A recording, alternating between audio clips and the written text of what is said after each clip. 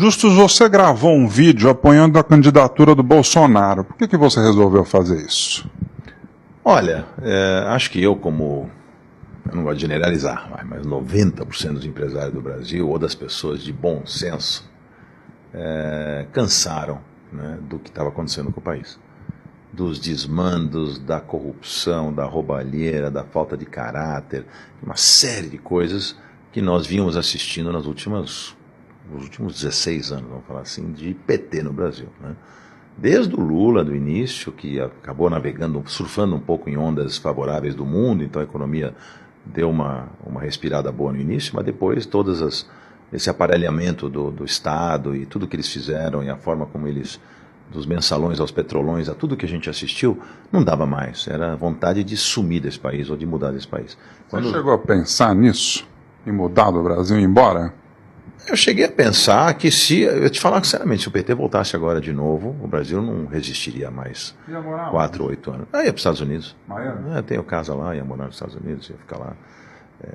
Que é um país... Desmontar os teus negócios aí, eu ia vender tudo. E não é só eu não, viu? Muita gente. Entendeu? O Brasil não dava mais para assistir. Se entrasse o Haddad e voltasse, soltarem o Lula e começasse tudo de novo, não dá mais. Já chegamos no limite do limite, já longe demais até. Porque o Brasil é rico demais e nós não conseguimos destruir ele ainda totalmente, mas está à beira da catástrofe, né?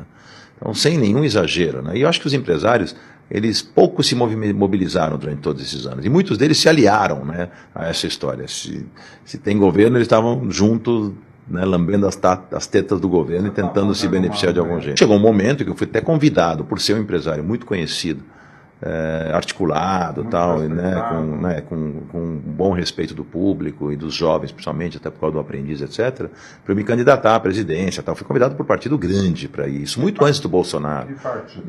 Não vou ser agora antiético para dizer, mas na época, até para Brasília, eu fui, o marqueteiro do presidente, o Alcinho Moco, me convidou para uma conversa lá, foi até com o presidente, eu fui falar. Não, foi com o MDB. Essa era uma das opções, essa seria uma das opções, não chegou a nem avançar. Mas foi uma das conversas que eu tive, entre outras que eu tive. Partido novo? E não importa agora quais partidos, vamos deixar de partido de lado, mas o que importa é que eu sentia que eu não tinha o perfil. E cá entre nós, nem eu nem Luciano Huck teríamos o perfil de tomar facada do jeito que eu... Não por causa da facada, eu quero dizer isso só para como ilustração, né, metáfora, uma analogia, para mostrar o que esse cara está capaz de fazer, a coragem que ele tem, entendeu? E talvez a gente não fosse tão a fundo. O Brasil precisava, e ainda precisa, porque ainda não aconteceu, de uma chacoalhada fortíssima, né? É uma coisa assim, de um choque assim, que fizesse a diferença. E o que ele está fazendo é isso. Não a extrema-direita, ninguém está falando disso, nem o fascismo, nada, porque ele não é nada disso. Né? Quando eu comecei a perceber quem realmente o Bolsonaro é, o boa gente que ele é, as boas intenções que ele tem, pesquisando a fundo ele, tira as frases polêmicas, as bobagens ditas no passado, às vezes num estresse que talvez qualquer um de nós na situação faria parecido, né? Como foi no caso com a deputada, chamando ele de estuprador, defendendo o Champim, assassino, tal. O cara falou, olha, a senhora nem merece ser estuprada. É terrível, é uma fase muito infeliz. Tenho certeza que ele pode ter se arrependido, porque um erro nunca justifica o outro. Mas ele é uma pessoa que, só de olhar a equipe econômica, o Paulo Guedes, com quem eu tive pessoalmente, tudo que ele está fazendo, é de uma alegria, de um alívio para todos nós do que vai acontecer com esse país. Você vê os investimentos voltando, a confiança voltando, o Brasil começa a respirar ares totalmente diferentes, né? A diminuição do Estado que eles querem proporcionar, as privatizações, né? As reformas da Previdência, a reforma tributária, a reforma política, enfim, toda a forma diferente, a força que eles querem com tolerância zero com a criminalidade, a redução da maioridade penal. E eu vi que você vai me perguntar se eu sempre fui... Tá olhando minhas perguntas. Na sua pergunta. Eu já vou responder. Eu não era Bolsonaro. Eu pensei em votar no Geraldo Alckmin.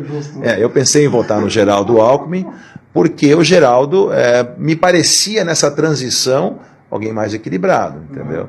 Mas não é porque o Geraldo caiu nas pesquisas, não, porque eu comecei a acompanhar o que o Bolsonaro estava fazendo. E as promessas dele, o jeito dele falar, e o jeito dele... Eu comecei a ficar, e os outros empresários conversando comigo, alguns enfáticos, como o Luciano Hang, por exemplo. Ju, você tem que... Quando eu fui falar com o Luciano, eu fui tentar convencê-lo de que o Bolsonaro era um risco para nós. E ele me convenceu ao contrário, entendeu? Aí eu comecei a ficar fã do cara, entendeu? Aí eu falei, quer saber, agora está na hora de eu me posicionar. No segundo turno, eu fui lá e me posicionei, tô dizendo, por que eu vou votar? Gravei um vídeo, viralizou pra caramba. O próprio presidente, o futuro presidente agradeceu. Eu não acho que colocar a sua visão, por que eu tenho medo dos esquerdistas malucos? O que eles vão falar? Pode criticar à vontade, eu tenho que ser honesto, né? O que os haters falaram nos comentários? Falam sempre que burguesinho, porque milionário, para vocês empresários vai ficar bom. É isso que eles falam. É uma conversa fiada, né?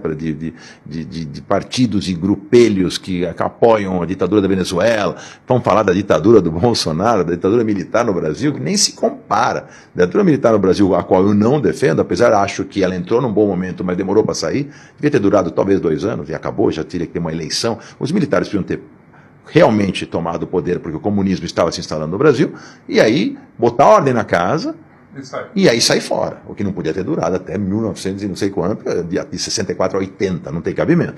Então isso é uma coisa exagerada, não tinha nada a ver. Mas comparar com o que acontece nos países, né, comunistas, e que ainda existem poucos, né, quase nenhum é mais, e os caras querem esses pseudo-intelectuais, artistas que ainda defendem essa coisa do Estado, né, que nós abominamos, né? Então agora eles vão ver como funciona um Estado democrático realmente, uma economia liberal, onde a livre iniciativa vai reinar. O Brasil vai abrir até para o comércio mundial, vai parar de ficar protegendo a incompetência das indústrias que não conseguiram competir com as empresas lá fora e ficavam se escondendo atrás, né, das benesses do Estado. Isso tudo vai acabar. O Guedes disse que vai fazer isso devagar, que vai quebrar a indústria brasileira, mas vai melhorar muito a nossa competência a hora que começar a entrar aqui livremente as empresas de fora, entendeu?